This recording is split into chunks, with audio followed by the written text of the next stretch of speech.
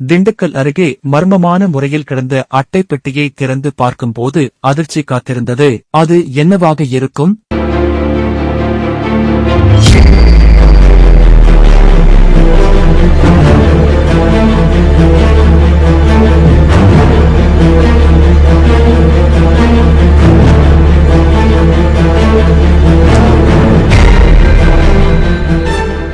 திண்டுக்கல் அருகே பழனி தேசிய நெடுஞ்சாலை ராமையன்பட்டி பகுதியில் தரைப்பாலத்திற்கு அடியில் மர்ம பெட்டி ஒன்று கிடப்பதாக அப்பகுதி மக்கள் காவல்துறைக்கு தகவல் தெரிவித்து இருந்தனர்.